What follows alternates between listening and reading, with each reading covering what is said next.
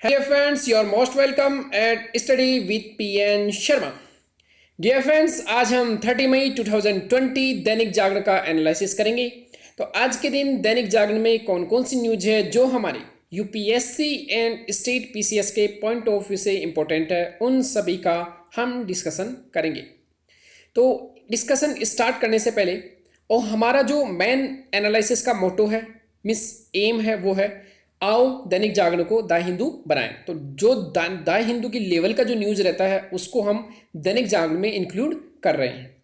तो dear friends, start करने से पहले एक बार देख लेते हैं कि पूरे वर्ल्ड में कोरोना के केसेस कितने हो गए हैं। तो अगर पूरे वर्ल्ड की बात करें तो यहाँ पर 59 लाख केसेज पहुंच गए, जिसमें अमेरिका में सबसे ज़्यादा 17 lakh cases, Brazil second number पर 4 लाख केसेज के साथ, इंडिया में 1,67,000 केसेज हो गए हैं।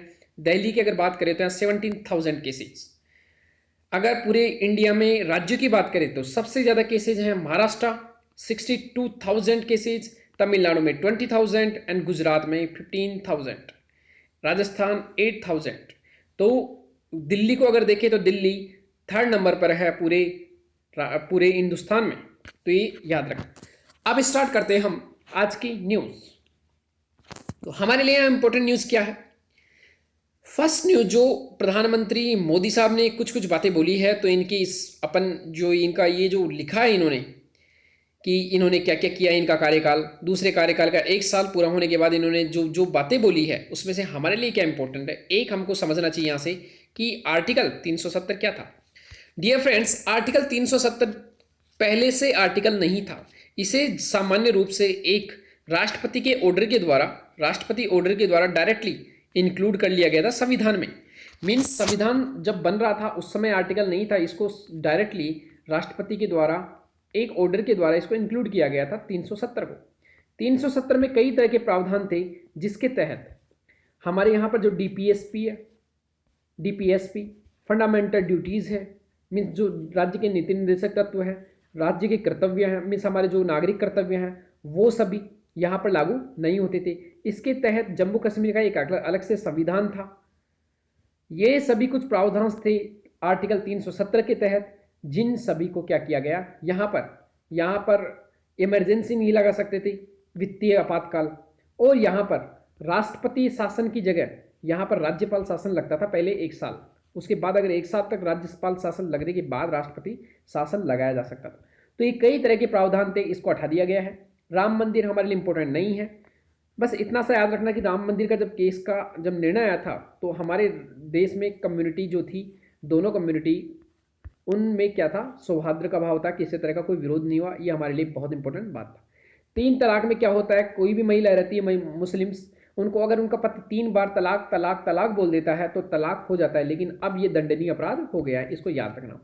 नागरिकता कानून संशोधन, इसमें क्या किया गया है, जो हमारा सिटीजनशिप अमेंडमेंट, जो सिटीजनशिप एक्ट था 1955, हमारे सिटीजनशिप जो एक्ट था 1955, उसमें संशोधन किया गया है। और क्या संशोधन किया गया है कि अब 3 देश, कौन से देश, बांग्लादेश, पाकिस्तान और अफगानिस्तान, 3 देश, बांग्लादेश, अफगानिस्तान और पाकिस्तान से आने वाली 6 कम्युनिटी, 6 जातियां, 6 कम्युनिटी समुदाय, कौन से, हिंदू, सिख, पारसी, जैन, बौद्ध,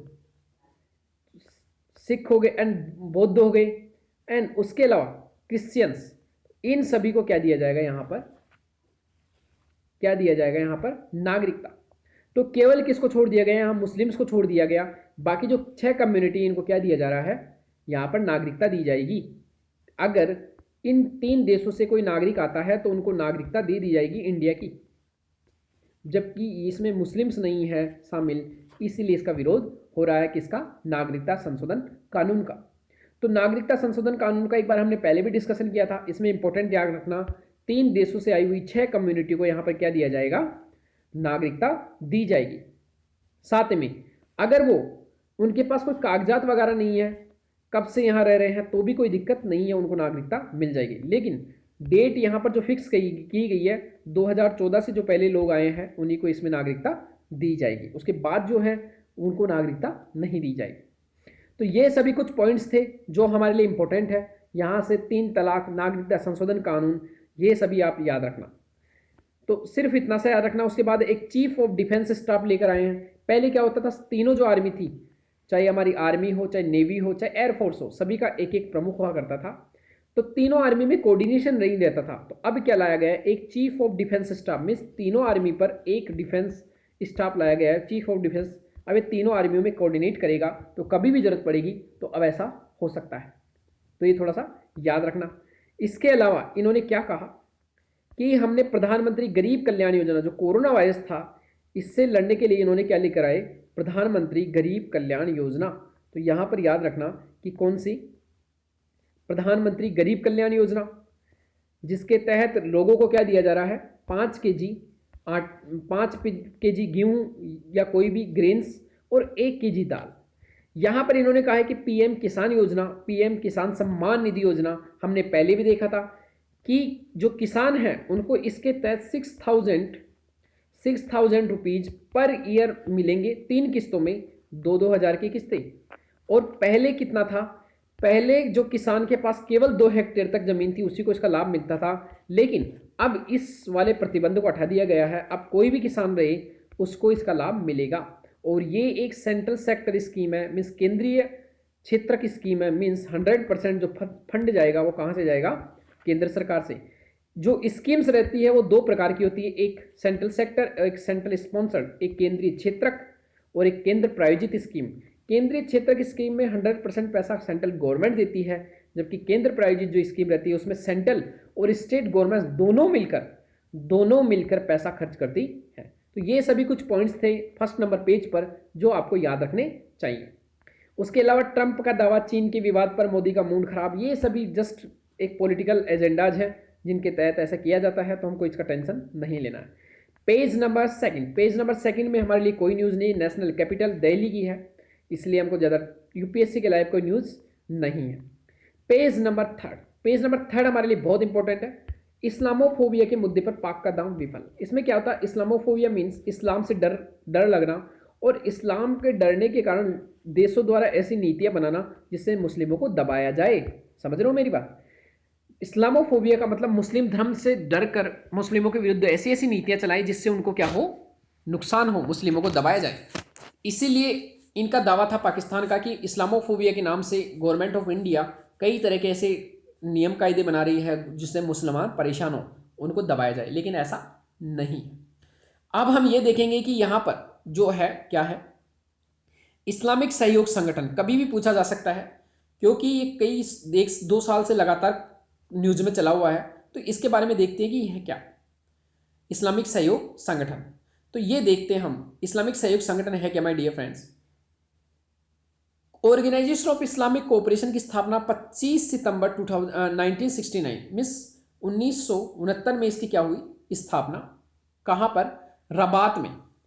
ठीक है, तो यह एक अंतर्राष्ट्रीय संगठन है, संयुक्त राष्ट्र के बाद सबसे बड़ा अंतर सरकारी संगठन है।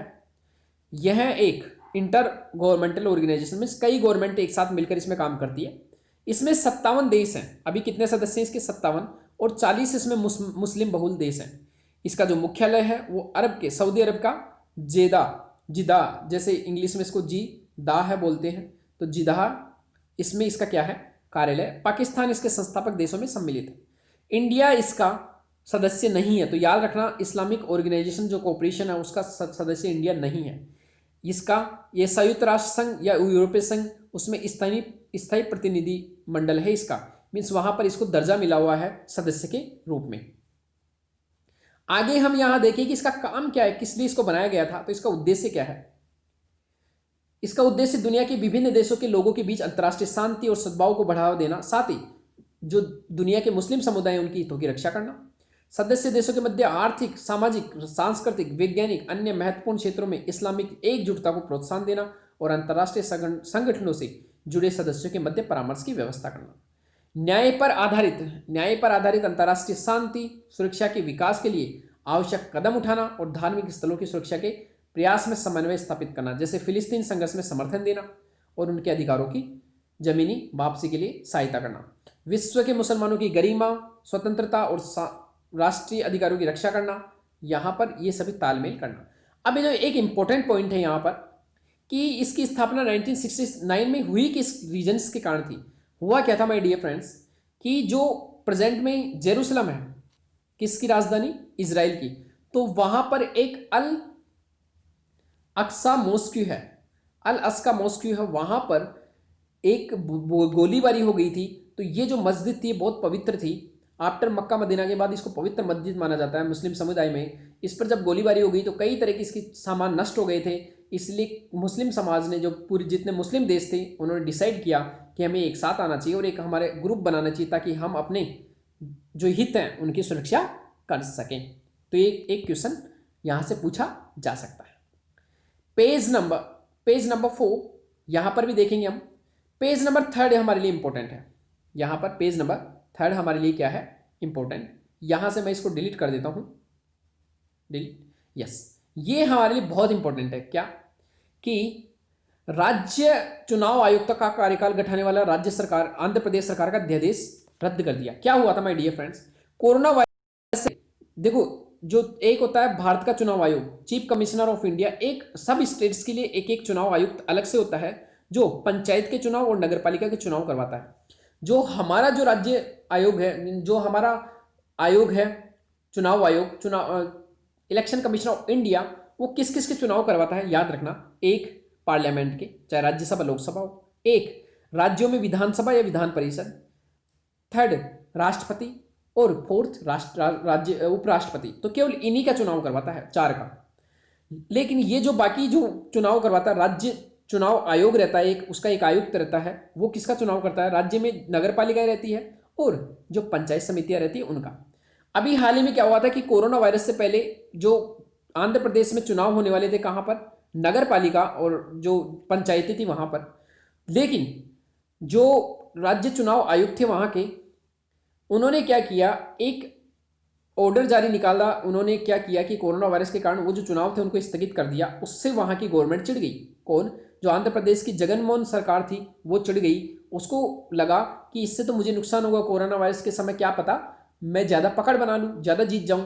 तो उन्होंने क्या किया, जो स्टेट इलेक्शन कमीशन था उसके कार्यकाल को 5 की जगह 3 कर दिया ताकि वो रिटायर हो जाए। और उसको, उसका 3 साल हो गया था तो उसको हटा के अपनी तरफ से एक दूसरा बिठा दिया, रिटायर्ड जज था हाई कोर्ट का।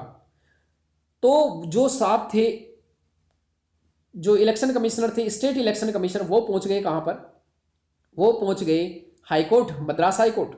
और अभी हाल ही में क्या हुआ, मद्रास हाई कोर्ट का जो ये रमेश कुमार थे, जो पहले वो थे, क्या नाम से, जो रमेश कुमार जी थे, ये थे पहले स्टेट इलेक्शन कमिश्नर। और ये जो सेवानिवृत्त जज थी वी कनक कनगराज, उनको बनाया गया था नया। तो अब हाल ही में जो निर्णय आया सुप्रीम कोर्ट का, सॉरी हाई कोर्ट का, उन्होंने क्या निर्णय दिया है कि पहले जो रमेश कुमार जी थे इनको वापस लाया जाए, कहां, स्टेट इलेक्शन कमिश्नर के पद पर, और पूरे 5 साल रहेंगे। दूसरा, आपने जो दूसरा नया चुनाव आयुक्त चुना था उसको हटाया जाए। तो दोनों काम कर दिया, जो नया बनाया था उसको हटा दो और वापस इस पुराने को ही लगाओगे। तो ये हमने देखा। यहां पर अध्यादेश के द्वारा ऐसा किया गया था। इसमें क्या किया गया था, अध्यादेश लाकर किया गया था ऐसा, कार्यकालों को कम करने के लिए, और इस अध्यादेश को हटा दिया गया। याद रखना, राज्य में जब विधानसभा नहीं चल रही हो तो राज्यपाल एक अध्यादेश जारी कर सकता है, आर्टिकल 123 के तहत, कहां पर, राज्यों में। और इसी तरफ से केंद्र में भी राष्ट्रपति अध्यादेश जारी कर सकता है। अध्यादेश जारी कब किया जाता है, याद रखना, अध्यादेश के बारे में थोड़ा देख लेते हैं। अध्यादेश जब जारी किया जाता है जब या तो संसद का कोई एक सदन या दोनों सदन कार्यकाल में नहीं हो। जनरली हमारे यहाँ लॉ जब बनते हैं तो संसद में जाता है, मीन्स राज्यसभा में या लोकसभा में, फिर उसके बाद राष्ट्रपति के पास सिग्नेचर होकर लॉ बनता है। लेकिन जब सेशन में नहीं हो और कोई जरूरी काम पड़ जाए तो उस समय लॉ की जगह क्या पारित होता है, अध्यादेश। ये लॉ की तरह ही इसका प्रभाव ही रहता है। लेकिन इसकी एक खासियत है कि अध्यादेश केवल 6 मंथ के लिए जारी किया जा सकता है, और 6 मंथ से पहले, मीन 6 मंथ उसके इस स्थिति में जब पार्लियामेंट या फिर राज्य विधानसभा सदन में, मीन सेशन में नहीं हो, तो तब ये लाया जाता है। लेकिन इसमें भी अगर आपने 6 महीने के हिसाब से इसको जारी किया, लेकिन पहले ही आ गई, पहले ही पार्लियामेंट की बैठक स्टार्ट हो गई, तो 6 वीक के अंदर, उसको 6 वीक के अंदर क्या मिलेगा, क्या मिलना चाहिए उसको, एक तरह से उसको मिल जाना चाहिए 6 वीक के अंदर उसे अनुमति मिल जानी चाहिए। मीन्स उसके ऊपर आपका जो पार्लियामेंट है या फिर राज्य विधानसभा है वहां पर उस पर बहुमत के द्वारा उसे पारित कर देना चाहिए। मीन्स वहां से अनुमति मिलना जरूरी है। तो इस 6 वीक का इसको टाइम मिलता है, तो याद रखना है। अब है पेज नंबर 4। पेज नंबर 4 पर हमारे यूपीएससी के लिए कोई न्यूज नहीं है। पेज नंबर 5 पर भी कोई न्यूज नहीं है जो यूपीएससी एंड स्टेट पीसीएस के लिए हम यूज कर सकें। तो ये याद रखना, पेज नंबर 4 हमारे लिए किसी काम का, पेज नंबर 4 हमारे लिए किसी काम का नहीं है। लेकिन यहां पर हम एक एडिटोरियल के बारे में पूरा कंप्लीट एनालिसिस 4 नंबर पर करेंगे, तो ये बहुत इंपॉर्टेंट हो जाता है हमारे लिए। चाइना का एक अब पूरा एडिटोरियल आया है, तो 3 और 4 और 5 पर हम उसका पूरा डिस्कशन करेंगे। आगे देखते हैं कौन सा वाला रहेगा वो आर्टिकल। पेज नंबर 6 पर हमारे लिए किसी काम का न्यूज नहीं है। पेज नंबर 7 पर हमने पहले भी देखा था कि टिड्डी दल, टिड्डियां का अभी क्या हुआ है कि टिड्डी जैसे स्पीड से इंडिया की तरफ आ रही थी, अब हवा का रुख उल्टा हो गया है, तो टिड्डियां रुक गई है। तो इसके बारे में पहले भी हमने डिस्कशन किया है। एक बार वापस हम ग्राफ जो मैप था उसको देखेंगे। पेज नंबर 8 हमारे लिए इंपॉर्टेंट है। पेज नंबर 8 में अगेन सेम वही बातें कही है कि विराट परिवर्तन का वर्ष जो पिछला एक वर्ष निकला है उसमें इन्होंने कहा क्या क्या, इसके बारे में हम देखते हैं। इन्होंने कहा कि हमने एक वर्ष में क्या किया, हमने आर्टिकल 370 हटाया, हमने देखा 3 तलाक हटाया, आतंकवाद विरोधी अधिनियम में परिवर्तन किया। आतंकवाद विरोधी अधिनियम में क्या किया है इन्होंने कि पहले क्या होता था कि नेशनल इन्वेस्टिगेशन एजेंसी, जो राष्ट्रीय जांच एजेंसी है, वो क्या करती थी, केवल देश के अंदर ही जो आतंकवादी गतिविधियां हैं उनकी जांच कर सकती थी। लेकिन अभी इसको पावरफुल बना दिया गया, अभी किसी विदेश में जाकर भी जांच कर सकती है एनआईए। साथ में पहले क्या होता था कि अगर कोई भी जांच कर रहा है कोई इंस्पेक्टर, तो उसको डीआईजी, जो पुलिस का डीआईजी था, उससे अनुमति लेनी पड़ती थी। लेकिन अब इसको हटा दिया गया है। साथ में एक और क्या चेंज किया गया है यहां पर कि इसके द्वारा पहले के आतंकवाद से संबंधित ही मामलों की जांच की जाती थी, लेकिन अब ह्यूमन ट्रैफिकिज्म, ड्रग ट्रैफिकिज्म, आर्म्स ट्रैफिकिज्म, इन सभी का भी मीन्स गलत तरीके से अगर महिलाओं का व्यापार किया जाता है, बच्चों का व्यापार किया जाता है, तस्करी की जाती है, मानव तस्करी, या फिर जो आर्म्स हैं जो उनकी तस्करी की जाती है, ड्रग्स की तस्करी की जाती है, तो उसका भी अभी जांच करेगा। तो ये सभी इसको पावरफुल बना दिया गया। यहां पर 3 तलाक हमने पहले ही देख लिया, आतंकवाद विरोधी अधिनियम और श्री राम मंदिर का जो हमने देख लिया, that's not that much important. हमारे लिए जो एक इंपॉर्टेंट क्या है कि पंथ निरपेक्ष राष्ट्र हमारा देश है। जैसे पंथ निरपेक्ष यहां पर लिखा हुआ है, यहां पर 2 वर्ड आते, एक आता पंथ निरपेक्ष, तो हमारे संविधान में जो मेनली है वो पंथ निरपेक्ष है। एक होता धर्म निरपेक्ष। तो धर्म निरपेक्ष को जनरली हम इसलिए यूज नहीं करते हैं। धर्म निरपेक्ष का मतलब होता है धर्म, मतलब हमारे यहाँ धर्म माना जाता है, जैसे दया दिखाना एक धर्म है, सत्य बोलना हमारा एक धर्म है। तो धर्म, ऐसे धर्म से हम अलग नहीं हो सकते, इसलिए बेस्ट है पंथ।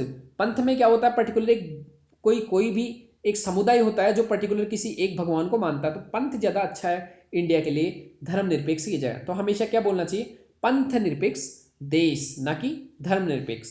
धर्म तो होना जरूरी है।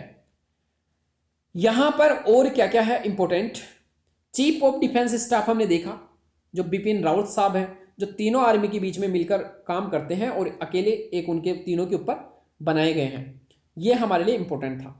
उसके अलावा नागरिकता संशोधन अधिनियम की यहाँ इन्होंने अलग से बात की, उसके बारे में हमने देख लिया, वो इंपॉर्टेंट था।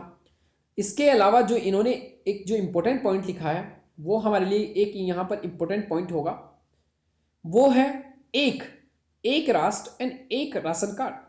तो इन्होंने जो लिखा है एक राशन कार्ड एक राष्ट्र, उसमें क्या है कि जो पूरा देश है हमारा, जो हिंदुस्तान है, उसमें पहले क्या होता था, अगर कोई नागरिक राजस्थान का है तो राजस्थान का अगर महाराष्ट्र में जाकर काम कर रहा है तो उसका राशन कार्ड केवल महाराष्ट्र में काम करता था, केवल राजस्थान में काम करता था, महाराष्ट्र में नहीं। लेकिन अब क्या होगा कि राजस्थान का कोई नागरिक महाराष्ट्र में जाकर भी राशन कार्ड को चलवा सकता है, वहां पर भी वो राशन कार्ड से मिलने वाली सारी सुविधाओं को ले पाएगा। इसे बोले हैं एक राष्ट्र एक राशन कार्ड।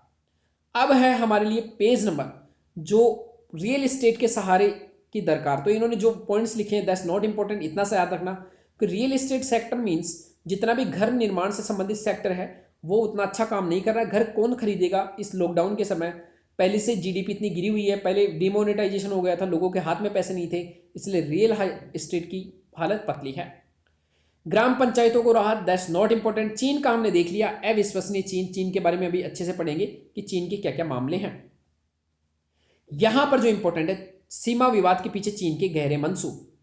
तो यहां पर हम कौन कौन से पॉइंट्स देखेंगे? फर्स्ट, यहां पर इन्होंने लिखा है कि लाइन ऑफ एक्चुअल कंट्रोल क्या होता है, इसके बारे में देखेंगे।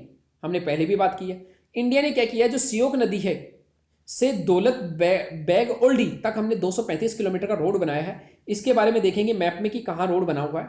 साथ में हमारे लिए जो इंपॉर्टेंट है कि चाइना की एक पॉलिसी है 5 फिंगर पॉलिसी, इसके बारे में भी पढ़ेंगे। दैट्स आल्सो इंपॉर्टेंट कि इसकी 5 पॉलिसी फिंगर क्या है, इसके बारे में देखेंगे। यहाँ पर मैं बता देता हूँ आपको 5 फिंगर पॉलिसी क्या है।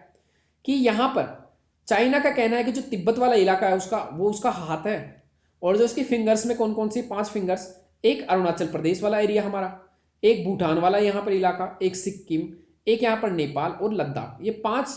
तो इस टाइप से चाइना की ये विस्तारवादी नीति का हिस्सा है 5 फिंगर पॉलिसी, इसको याद रखना। 5 फिंगर पॉलिसी ये इन सभी पर कब्जा करना चाहता है, और इसी नीति के तहत 1962 में इसने हमारे अक्साई चीन पर कब्जा कर लिया था। तो ये आप याद रखना। डोकलाम रीजन में भी प्रॉब्लम हुई थी। 2018 में हमने सिक्किम में भारत चीन सीमा से लगभग मात्र 60 किलोमीटर पर हमने एक सामरिक महत्व का प्योंग हवाई अड्डा का उद्घाटन किया। तो ये भी हमारे लिए इंपॉर्टेंट है, चाइना को कैसे काउंटर करना है।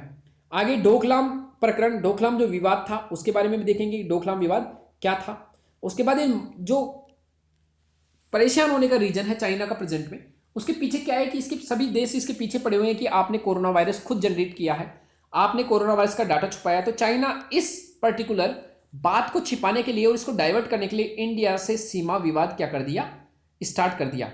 साथ में क्या हुआ था कि ताइवान जो है उसको अपना भाग मानता है कौन, चाइना। हमने क्या किया, ताइवान में भी राष्ट्रपति की शपथ थी उस समय, हमने यहां से हमारे 2 अधिकारी भेज दिए, मीन्स 2 पार्लियामेंट्रियन भेज दिए एमपी। तो इसीलिए भी चाइना चिढ़ा हुआ है। चाइना चाहता है कि मेरे विरुद्ध जो कोई भी जो मंच है उनमें इंडिया भाग ना ले, तो उसको रोकने के लिए भी ये कई तरह के पैंतरेबाजी अपनाता है। अब आगे देखते हैं और कौन सा इंपॉर्टेंट है। यहां पर जो इंपॉर्टेंट है हमारे लिए वो है 5 फिंगर पॉलिसी हमने देख ली। चाइना सड़क सिलीगुड़ी कॉरिडोर, देखो मैं पहले भी बता रहा था, हमने पहले भी डिस्कशन किया है, तो हमने अच्छे से डिस्कशन किया था कि सिलीगुड़ी कॉरिडोर क्या है, इसके बारे में पहले भी आ चुका है, हमने बहुत अच्छे से इसका डिस्कशन किया था। और आज जब आप ऐसे पढ़ते हो तो आपको समझ में आता है कि रियल में क्या चल रहा है। तो सिलीगुड़ी कॉरिडोर यहाँ पर अगेन आया है कि भारत का जो सिलीगुड़ी कॉरिडोर है उससे बहुत पास में है कौन, चाइना। तो यहाँ पर हम देखेंगे मनोवैज्ञानिक रूप से भारत को अटका के रखना चाहता है कौन, चाइना, कि मनोवैज्ञानिक दबाव एक बनाकर रखे इंडिया पर। अब यहां पर देखो 1 बेल्ट 1 रोड ये क्या होता है, इसके बारे में देखेंगे। स्ट्रिंग ऑफ पल्स नीति क्या है, इसके बारे में भी हम देखेंगे। तो string of pulse 1 belt 1 road जो है वो भी हम देखेंगे, इसके बारे में हम अच्छे से डिस्कशन करेंगे मैप के द्वारा। तो ये सभी आज की न्यूज़ थी। यहां पर देखो मैंने पहले भी बताया था एक दिन आपको कि यहां पर चुंबी घाटी कहाँ है ये देखेंगे। इलाके में सड़क बना चुका चाइना और ये विस्तार देने की कोशिश कर रहा है। यह सड़क भारत के सिलीगुड़ी कॉरिडोर या चिकन नेक इलाके से थोड़ी दूरी पर है। हमने कल ही डिस्कशन किया था, 2-3 दिन से लगातार डिस्कशन कर रहे हैं। तो देखो मैंने तो पहले ही डिस्कशन कर दिया था, लेकिन आज ये दोबारा आर्टिकल आया है। तो इसी तरह हमारे को अगर पहले से ही पता हो चीजें तो हम आसानी से उनको काउंटर कर सकते हैं। साथ में चाइना की क्या पॉलिसी है, 1 चाइना पॉलिसी। 1 चाइना पॉलिसी में क्या हो है चाइना का, ये भी हम समझेंगे कि 1 चाइना पॉलिसी में ये हांगकांग, तिब्बत और ताइवान इन सभी को अपना बनाना चाहता है। तो तिब्बत को बना लिया, हांगकांग पर क्या कर रहा है और मजबूत लो बना रहा है, और ताइवान के ऊपर अभी कभी भी ये कब्जा कर सकता है। अब यहां पर हम देखते हैं ये जो हमने देखा था टिड्डी संकट का उचित समाधान। तो अगेन हमने पहले इसके ऊपर डिस्कशन किया था अच्छे से कि कौन सा रास्ता इसके ऊपर आता है, कहां से, कि सऊदी अरब, यमन, ओमान, ईरान से होते हुए इंडिया में घुस जाता है, बलूचिस्तान से होते हुए, और ये क्यों खतरनाक है। तो बाकी पॉइंट्स आपको सब समझ में आ जाएंगे लेकिन हमने पहले भी इसके ऊपर अच्छे से डिस्कशन किया था कि कैसे इसका रूट रहता है, और हमने अच्छे से डिस्कशन किया था कि कैसे इसके लिए हमें क्या क्या करना चाहिए। तो यहाँ पर देखना, यहाँ पर ये जो अफ्रीका है जिसे हॉर्न ऑफ अफ्रीका कहते हैं, यहाँ पर ये अपना जो गर्मियों का समय रहता है वहाँ बिताता है, सर्दियों का समय बिताता है। जो अनफेवरेबल समय है, जो इसका कठिन समय है, उसको ये ज़मीन में अंदर जाकर बिताता है। जब इसको पता है कि बारिश के समय इसके लिए फेवरेबल मौसम आने वाला है, तो यहाँ से क्या करता है, सऊदी अरेबिया, यमन से होते हुए ईरान, अफगानिस्तान और पाकिस्तान में एंटर कर जाता है, और यहाँ से ये इंडिया में अटैक करता है। जो भी जैसलमेर, बाड़मेर है, अभी तो प्रेजेंट में महाराष्ट्र, यूपी, एमपी, दिल्ली तक ये पहुंच चुका है। तो ये सभी इंपॉर्टेंट है कि इसका जो रास्ता है माइग्रेशन का, प्रवासन का, वो कहाँ है, ऐसे। और बारिश के समय यहाँ पर खूब प्रजनन करता है, बाद में बारिश कंप्लीट होने के बाद वापस लौट आता है यहाँ पर।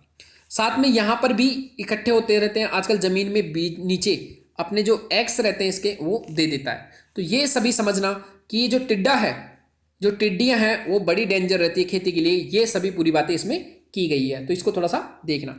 हमारा जो पेज नंबर 9 पर जो हमारा चाइना का पूरा पार्ट था, चाइना के बारे में जो जो बातें की है, इसको हम पहले एक बार देखते हैं कि चाइना का क्या क्या है, कहाँ कहाँ हमने क्या क्या किया है, चाइना और इंडिया के बीच में क्या क्या प्रॉब्लम्स है। इसको हम देखेंगे page number 4 and page number 5। तो यहां से स्टार्ट करते हैं हम। हमने पहले भी देखा था कि चाइना और इंडिया के बीच में कहां कहां पर गतिरोध की जो जड़ है वो कहां कहां पर है। तो फर्स्ट हमने पहले भी देखा था कि यहां पर अक्साई चीन जो जगह है वो इंडिया क्लेम करता है कि मेरा है। तो ये जो ग्रीन लाइन है, यहां पर ग्रीन लाइन है इंडियन क्लेम्स लाइन, तो इंडिया अपना दावा करता है कि मेरा क्षेत्र है। लेकिन ब्रिटिश ने कहा था व्हाइट लाइन कि ये वाला पार्ट किसका है, चाइना का, ये पार्ट इंडिया का, और ये हमारा लद्दाख वाला पार्ट है। अभी जो प्रेजेंट में जो लाइन है वो है, ये जो रेड लाइन है, ये है line of actual control, LAC। जबकि 1962 में यहां तक चाइना ने अधिकार कर लिया था, लेकिन LAC अभी यहां पर है। अभी चाइना का कहना क्या है, और ये है चाइना के द्वारा जो अक्साई चीन में रोड बना लिया है। लेकिन जो खुद रोड बनाता है तो कोई दिक्कत नहीं, लेकिन जब हम रोड बनाते हैं इस रीजन में तो उसको दिक्कत होती है। देखेंगे अभी क्या है। ये लद्दाख का पूर्वी क्षेत्र है, जहां गौलान जो घाटी है, गौलान वैली, वहां पर क्या होता है, ओवरलैपिंग पार्ट है इंडिया और चाइना की बाउंड्री। देखो ये LAC है, इसमें प्रॉब्लम क्या है, जैसे इंडिया का पार्ट इतना है, इंडिया अपने इतना पार्ट बताता है, तो चाइना जो है वो अपना इतना पार्ट बताता है। तो ये जो बीच का ओवरलैपिंग पार्ट है, यहाँ दोनों आर्मी आकर क्या होती है, लड़ झगड़ती है। तो यहाँ पर क्या होता है, गौलान जो घाटी है वहां पर चाइना अपना क्लेम बताता है कि इससे आगे जाकर मेरी क्या है, जगह। साथ ही में जो पेंगोंग लेक है वहां पर भी लद्दाख, याद रखना कभी भी यूपीएससी में स्टेट PCS पूछ सकता है कि पेंगोंग लेक कहाँ है। तो यहाँ पर भी ये जो लाइन ऑफ एक्चुअल कंट्रोल, इसको चाइना नहीं मानता, इसमें भी आगे आकर अपना क्लेम जताता है, अपना दावा जताता है कि ये क्षेत्र इससे आगे मेरा है।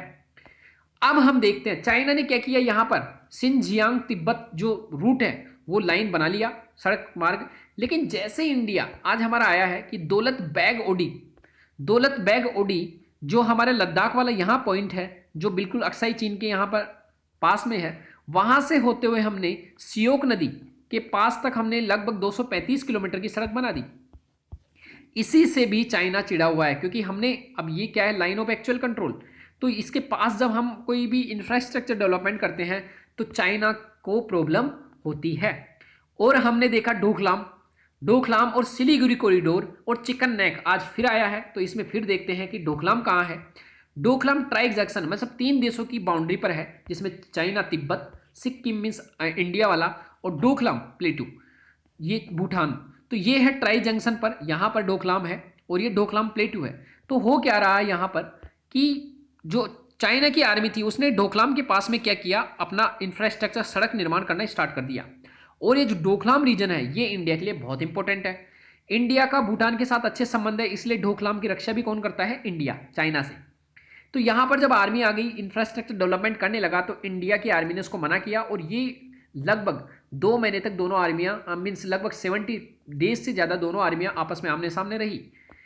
इसके पीछे रीजन क्या था, इंडिया क्यों इसको मना करता है कि यहाँ पर कोई सड़क मार्ग ना बनाए, कौन, चाइना। क्योंकि हमारे पास यहाँ पर समझना, ये बहुत इंपॉर्टेंट है माय डियर फ्रेंड्स, ये हमारा नॉर्थ ईस्ट रीजन है, ये हमारा बाकी इसको अगर हम स्टोमक माने पेट, तो इसको हम क्या मानेंगे सिर, और ये है गर्दन। तो क्या है हमारे पास नॉर्थ ईस्ट में जाने के लिए जो आपको ये पार्ट दिख रहा है, आपको ये जो जाने का एक पार्ट दिख रहा होगा इतना सा, इसको बोलते हैं सिलीगुड़ी कॉरिडोर। इसकी जो डिस्टेंस है, इसकी जो डिस्टेंस है ऐसे करके अगर जब सिलीगुड़ी कॉरिडोर देखें तो ये केवल हमारे लगभग 70 किलोमीटर का है। इसको आसानी से कभी भी, अब यहां पर क्या है, यहां पर है, यहां पर है डोकलाम, अगर यहां तक चाइना आ जाता है सड़क निर्माण, तो कभी भी इसको भी क्या कर सकता है, काउंटर कर सकता है। जब युद्ध होगा तो इस पर अटैक कर देगा, किस पर, हमारे सिलीगुड़ी कॉरिडोर पर। तो हमारा जो चिकन नेक है, जो सिलीगुड़ी कॉरिडोर है, इसको जब ब्लॉक कर देगा तो हमारा नॉर्थ ईस्ट से हमारी पूरी कनेक्टिविटी जो है वो पूरी टूट जाएगी। तो इससे क्या होगा, भारत को नुकसान। इसलिए इंडिया नहीं चाहता कि चाइना जो डोकलाम प्लेट्यू है, डोकलाम जो एरिया है वहां पर आए। तो ये याद रखना बहुत इंपॉर्टेंट है। अब यहां पर जो इंपॉर्टेंट है कि चाइना की वन चाइना पॉलिसी जो है उसमें क्या है, चाइना अधिकार करना चाहता है ताइवान पर, ताइवान को अपना पार्ट बताता है। साथ में जो हांगकांग है, हांगकांग को ब्रिटिश ने 150 साल बाद राज करने के बाद चाइना को इस बात पर आधार पर सौंप दिया था कि आप जो इसकी ऑटोनॉमी है, जो स्वतंत्रता है, इसका उल्लंघन नहीं करोगे, इसका स्वतंत्रता को नहीं छीनोगे। लेकिन चाइना आजकल नए नए लॉ ला रही है इसको स्वतंत्रता को छीनने के लिए, तो ये हमें पता होना चाहिए। आगे जब हम एक और देखते हैं, स्ट्रिंग ऑफ पल्स और world belt one road, string of pulse and one belt one road. तो इसमें हम देखते हैं यहां पर हमारे लिए ये इंपॉर्टेंट है, इसमें देखना बेल्ट एंड रोड इनिशिएटिव वो बोलते हैं इसको, क्या बोलते हैं, बेल्ट एंड रोड इनिशिएटिव। इसमें जो रेड लाइन है वो क्या है, silk road economic board. Silk road means इसके द्वारा सड़कें बनाई जाएगी यहाँ पर, और जो ये डॉट डॉट ब्लू लाइन है ये है मैरीटाइम सिल्क रोड, मींस इसके द्वारा क्या किया जाएगा, समुद्र के मार्गों को जोड़ा जाएगा। तो यहां देखते हैं वन बेल्ट वन रोड क्या है कि पूरे, चाहे वो मिडिल एशिया हो, चाहे वो यूरोप हो, चाहे वो अफ्रीका हो, चाहे वो एशियान हो, इन सभी देशों को क्या किया जाएगा, जोड़ा जाएगा। किसके द्वारा, चाइना के द्वारा। चाइना इन सभी की को आपस में अपने से जोड़ना चाहता है ताकि माल को तेजी से भेज सके। अब यहां पर देखना, पूरे यहां पर सड़क मार्ग के द्वारा कहां पहुंच गया, पूरे यूरोप तक और पूरे रसिया तक पहुंच गया है। जो जो समुद्री मार्ग है उसके द्वारा यहां से जोड़ते हुए मलक्का स्टेट से जाते हुए हमारे कोलकाता तक आने की प्लान है, और यहां से कोलंबो, यहां से केन्या जिबूती, और यहाँ से एथेंस इटली, और यहाँ से सीधा निकल जाएगा पूरे यूरोप में। क्योंकि आपको पता है कि इटली जो है वो भी वन बेल्ट वन रोड का भाग बन चुका है। G7 देशों में केवल एकमात्र ऐसा देश है इटली जो चाइना के वन बेल्ट वन रोड या फिर बेल्ट एंड रोड इनिशिएटिव का पार्ट बन चुका है। अब इसमें क्या है, एक नीति string of pulse. String of pulse नीति में क्या है कि मोतियों की माला। इसमें चाइना का क्या प्लान है कि जो जिबूती है, नैरोबी, कोलंबो, उसके बाद हमारा यहाँ पर नीचे अगर बात करेंगे यहाँ पर तो वेस्ट बंगाल में, यहाँ पर कुआलालंपुर, इन चारों तरफ से जो दक्षिण एशिया, जो हमारा प्रशांत महासागर है, साथ में हिंद महासागर है, सॉरी तो हिंद महासागर, यहाँ पर ग्वादर पोर्ट, इन सभी के द्वारा एक ऐसी स्ट्रिंग ऑफ पल्स बना ले ताकि जो पूरा हिंद महासागर है इस पर कंट्रोल किया जा सके, मीन्स दबदबा। तो इसी के क्या बोल रहे हैं, स्ट्रिंग ऑफ पल्स। यूपीएससी में कई बार क्वेश्चन पूछा गया है कि चाइना पाकिस्तान इकोनॉमिक कॉरिडोर क्या है, स्ट्रिंग ऑफ पल्स क्या है, बेल्ट एंड रोड इनिशिएटिव क्या है, ये सभी इंपॉर्टेंट क्वेश्चंस हैं। तो ये हमने देखा। आगे है हमारा पेज नंबर, अब चलते हैं अगेन 8 हमने देख लिया था, पेज नंबर 8 एंड 9। अब है page number direct 10। Page number 10 हमारे लिए इंपॉर्टेंट है। हमको क्या क्या यहां पढ़ना है कि 2019-20 में जो पिछला हमारा वित्त वर्ष है, प्रेजेंट में हमारा वित्त वर्ष कौन सा चल रहा है, 2020-21, और जो पिछला वाला वित्त वर्ष था 2019-20, इसमें हमारा जीडीपी का ग्रोथ कितना रहा, 4.2%। मीन्स अगर हमारा जीडीपी 100 रुपए का था एक साल किसी पूर्वी के साल, तो वो बढ़कर केवल 104.2 पैसा हो गया, रुपए हो गया। तो ये क्या, कितनी ग्रोथ है, केवल 4.2%। जबकि हम क्या बात करके चलते थे कि 6 से ज्यादा हो, 8 तक जाए, 10 तक जाए। तो इसका मतलब क्या होता है जीडीपी का, कि किसी साल अगर जीडीपी की कीमत हमारी 100 रुपए है तो वो 100 रुपए से कितनी कम होती है, ज्यादा होती है। अगर कम होती है 90, तो हमारा 10% माइनस जीडीपी कम हो गया, नेगेटिव में चली गई। अगर ये 110 हो जाता है तो 10% हमारा बढ़ गया 100 से। तो ये डिपेंड करता है कि हमारी जीडीपी पैसों के रूप में बढ़ी है या घटी है। यहां पर कहा गया है कि हमारा जीडीपी जो वित्त वर्ष था 2019-20 उसके लिए 4.2% पर सिमट गई है, और जो 19-20 है वो 4.2% पर सिमट गई। 2018-19 था वो, उसमें हमारी जीडीपी की जो ग्रोथ थी वो 6.1, और ऐसा पहली बार हुआ है जब इतनी कम ग्रोथ रेट हुई है 4.2 11 सालों में। तो ये याद रखना, दैट्स वेरी इंपॉर्टेंट। एक हमारे लिए जो याद करने की का पॉइंट है यहां पर, वो है कोर सेक्टर। आपको सिर्फ इतना से याद रखना है कि कोर सेक्टर क्या होता है। जनरली डियर फ्रेंड्स क्या होती है, जो इंडस्ट्री रहती है बहुत सारी, उनको 5 इंडस्ट्री को मेनली कोर सेक्टर में बांटा जाता है। उनके आधार पर जनरली एक इंडेक्स निकाला जाता है कि कितना उत्पादन हो रहा है हमारी इकोनॉमी में, कितना उत्पादन हो रहा है। उनको मापने के लिए जनरली जो मेन सेक्टर यूटिलाइज किए जाते हैं 8, उसे बोलते हैं कोर सेक्टर। यूपीएससी में डायरेक्टली क्वेश्चन पूछा गया है कि कोर सेक्टर में कौन सा शामिल नहीं है, तो इसमें कोयला, कच्चा तेल, रिफाइनरी गैस मतलब प्राकृतिक गैस, रिफाइनरी उत्पाद, खाद्य, स्टील, सीमेंट और बिजली, ये जो 8 क्षेत्र हैं इनको बोलते हैं कोर सेक्टर। तो ये आप जरूर याद रखना, कुछ भी हो आपको ये याद रखना ही है। आगे जो हमारे लिए एक इंपॉर्टेंट पॉइंट है वो है राजकोषीय घाटा। इस पेज पर हमारे लिए जो इंपॉर्टेंट न्यूज है राजकोषीय घाटा।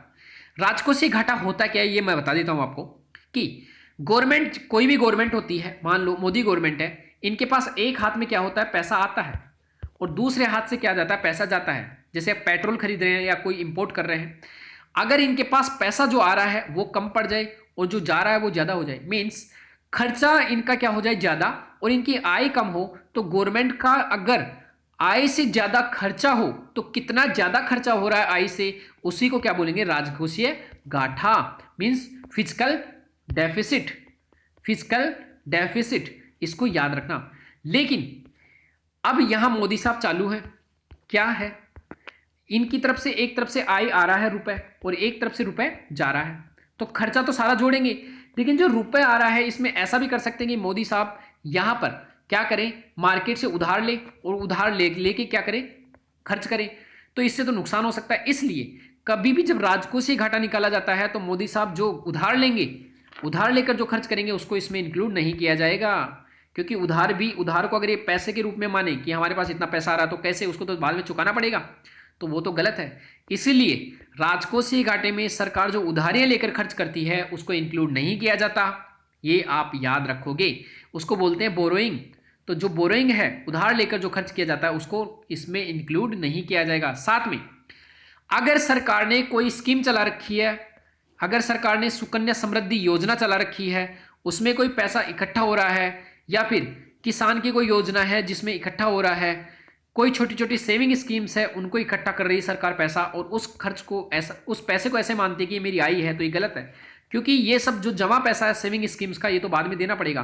तो याद रखना कि जो उधार लेकर पैसा है या गवर्नमेंट की जो सेविंग स्कीम्स में गवर्नमेंट पैसा जो आ रहा है उसको गवर्नमेंट की आय नहीं मानेंगे। इनको राजकोषीय घाटा निकालते समय गवर्नमेंट की प्राप्तियों में नहीं जोड़ा जाएगा। तो याद रखना, इंपॉर्टेंट कॉन्सेप्ट है। तो राजकोषीय घाटा क्या होता है, जब गवर्नमेंट की एक्सपेंडिचर मींस खर्चा ज्यादा हो उसकी आय से, तो वो क्या होता है, राजकोषीय घाटा। अब जो समझने वाली बात है, 2019-20 में हमने क्या किया था, हमने सोचा था कि हम बजट, देखो जब भी बजट आता है तो 3 बातें रहती है बजट में। बजट में एक रहता है एक्चुअल मींस जो वास्तविक, एक होता है बजट एस्टिमेट, और एक होता है बजट रिवाइज्ड। अब क्या होता है एक्चुअल में, क्या होता है, जो एक्चुअल में डाटा आया है, मींस 2007-8 में जीडीपी की ग्रोथ रेट कितनी रही, वो एक्चुअल डाटा यहां पर। बजट एस्टिमेट में, बजट जब हम लाते हैं तो पहले से एस्टिमेट करके चलते हैं, अनुमान लगा के चलते हैं कि इतना हमारा खर्चा होगा, और उस खर्चे से अगर कम ज्यादा होता है तो उसे दिखाते हैं बजट रिवाइज्ड मींस संशोधित अनुमान। तो ये हमेशा जीडीपी में रहता है, याद रखना। तो ये सभी आप याद रखोगे। यहां पर जो एक पॉइंट है वो है बैड बैंक। वित्त मंत्रालय ने कहा कि बैड बैंक पर अभी फैसला नहीं। बैड बैंक क्या होती है, आपने बैंक से कोई लोन लिया और आपने वो लोन 90 डेज तक नहीं चुकाया, तो आपका ये जो पैसा है वो बैंक के लिए क्या हो गया, बैड लोन, या फिर एनपीए मींस बैंक के लिए अब ये पैसा किसी भी काम का नहीं रहा, क्योंकि ये आपके पास है। बैंक इस पैसे को लोन पर देती और लोन से बैंक के पास पैसा आता, लेकिन आपने तो इसको रख लिया, तो बैंक के लिए ये पैसा क्या हो गया, non performing acid. Non performing acid NPA, non performing means गैर निष्पादीय परिसंपत्तियां, मींस ऐसी परिसंपत्ति बैंक की जो अब उसके लिए परफॉर्म नहीं कर रही, अब उसके लिए फायदे का सौदा नहीं रही वो, क्योंकि लोग उसको खा पी के पचा गए, जैसे विजय माल्या लेके भाग गया, तो वो क्या है, एनपीए हो गया बैंक का। तो इस एनपीए को कैसे निकाला जाए उसके लिए एक अलग से बैंक, जिसको आर्थिक समीक्षा जो थी 2017 उसमें पब्लिक सेक्टर रिहेबिलिटेशन एजेंसी पारा के नाम से भी जाना जाता है, पारा। तो इसमें क्या है, या फिर अपनी बैंक अपना एनपीए एसेट रिकंस्ट्रक्शन कंपनी को भी बेचते हैं। इसमें क्या होता है, अगर कोई बैंक है उसका एनपीए हो रखा है पैसा, तो खामखा क्यों माथापच्ची करे। आप सोचिए, मैं एक बड़ा सेठ हूं, साहूकार, मैं लोन पर पैसा देता हूं, अब मुझे ये टेंशन भी रहती है कि मेरा इतना लोन का वहाँ है अटका हुआ, वहाँ अटका हुआ, तो मैं सही से काम भी नहीं कर पाऊंगा। मैं क्या किया, मैंने एक आदमी को पकड़ा और मैंने उसको ये संभाल दिया कि जितना लोन दे रखा हूँ इसको लेने की जिम्मेदारी तुम्हारी है और साथ में कुछ % तुम्हारा भी हो जाएगा और बाकी काम मैं और दूसरा मैं करूँगा। तो एक दिमाग में टेंशन फ्री हो जाता है। तो बैंक के लोन उगाही के चक्कर में पढ़कर अपना काम खराब करते हैं, इसमें उनको टेंशन रहती है, इसलिए इसको किसको दे देंगे, बैड बैंक को, और वो इसको क्या करेंगे, निकालेंगे, मीन्स वो दूसरों से वसूली करेंगे और कुछ % उनको भी मिल जाएगा। पेज नंबर 11 पर हमारे लिए कोई इंपॉर्टेंट न्यूज नहीं है वर्ल्ड लेवल पर प्रेजेंट में। पेज नंबर 12 पर भी कोई न्यूज नहीं है यूपीएससी एंड स्टेट पीसीएस के मीन्स के लिए इंपॉर्टेंट। और 13 पर एक हमारे लिए इंपॉर्टेंट है परिसीमन आयोग, ये हमारे लिए इंपॉर्टेंट। परिसीमन आयोग क्या होता है ये आप याद रखना कि हमारा जो इंडिया है उसको क्या हमने कई सीटों में बांट रखा है, जैसे हमारे विधानसभा की सीटें हैं और हमारे राज्यसभा की सीटें हैं और हमारी लोकसभा की सीटें हैं। इसमें क्या होता है कि पर्टिकुलर जो सीट है, जैसे मान लीजिए एग्जांपल ये क्षेत्र है, इसको 4 चुनाव क्षेत्र 5 या 8 चुनाव क्षेत्रों में बांट रखा है, 1 2 3 4 5 6 एंड 7। अब क्या होगा, ये पर्टिकुलर को राज्य मान लो, राज्य मान लेता हूं मैं, राजस्थान मान लेता हूं। तो राजस्थान में अगर हम बात करें तो राजस्थान में अगर मान लो सीटें हैं लोकसभा की, तो लोकसभा की जो सीटें हैं 25, तो 25 सीटों में से क्या होगा कि जनसंख्या किसी एक सीट में ज्यादा हो जाए। तो देखो राजस्थान की सीटें तो फिक्स रहेगी 25, लेकिन जो बाउंड्री है जनसंख्या को सही करने के लिए, मीन जनसंख्या का संतुलन सही करने के लिए बाउंड्रियों में जो जोड़ा गठाया जाता है उसे क्या बोलते हैं, परिसीमन आयोग। मीन्स परिसीमन का काम क्या रहता है, जो बाउंड्रीज रहती है किसी पर्टिकुलर चुनाव क्षेत्र की उसको कम ज्यादा करना। यह आयोग एक एक्ट के द्वारा बनाया जाता है जिसे परिसीमन आयोग, जो परिसीमन अधिनियम 2002 है उसके तहत इसको बनाया जाता है। तो इसलिए क्या है, सांविधिक संस्था। जब किसी संस्था को किसी एक्ट के द्वारा बनाया जाता है तो वो कौन सी संस्था होती है, सांविधिक मीन्स स्टैट्यूटरी बॉडी।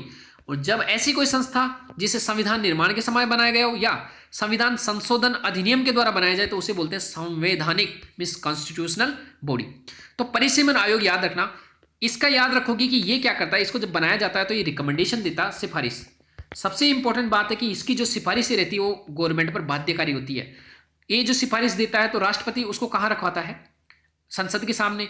और इस आयोग की जो सिफारिश रहती है उसमें कोई गवर्नमेंट चेंज नहीं कर सकती। साथ में इसकी सिफारिशों को किसी हाई कोर्ट, सुप्रीम कोर्ट में भी आलोचना मीन्स वहां पर भी इसकी आलोचना नहीं की जा सकती, ना ही उनकी अपील की जा सकती उसके रिपोर्ट्स, उसकी रिकमेंडेशन के विरुद्ध।